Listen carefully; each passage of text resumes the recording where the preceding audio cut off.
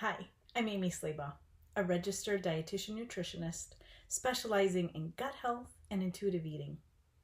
My goal is to help people feel better and manage their conditions with the power of nutrition. So, at the time I'm recording this, it's mid October and it feels like we are barreling toward the holiday season, to the delight of some and the dread of others. It's definitely a time of year that can provoke a whole range of emotions. So I want to know, does anybody out there have mixed feelings about all of the food associated with the holidays?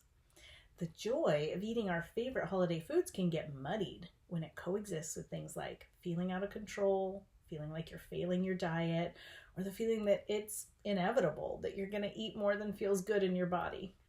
If you know what I'm talking about, then listen along because there is hope. Taking the time to think about and work on your relationship with food can be such an important step for keeping you feeling good throughout the holiday season.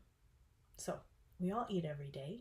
And while we always have to think about what to eat, like that ever present question of what to make for dinner, rarely do we stop to think as much about all the rest of what's going on.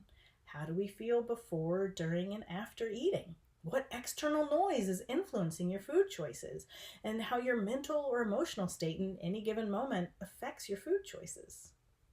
Pausing and stopping to ask yourself with kind curiosity, what is going on for you before, during, and after eating is a great first step to take for keeping yourself from feeling out of control around food.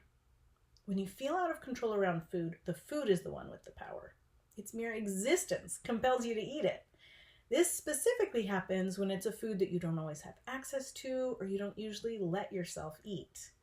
Rigid thoughts around food and what you are and aren't allowed to have can often backfire and take you further away from where you want to be. This is one of my biggest issues with diets is that they're rigid, which makes them nearly impossible to follow for the long term. Setting dieting aside, easier said than done, I know, but setting dieting aside can free you to find a way of eating that makes space for the changing of seasons, including holiday eating.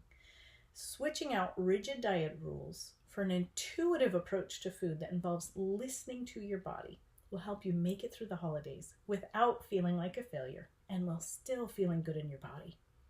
It can feel so good to shift that power dynamic back to a place where you're in control and where you get to make intentional choices about what you do and don't want to eat and how much you do and don't want to eat by listening to your body.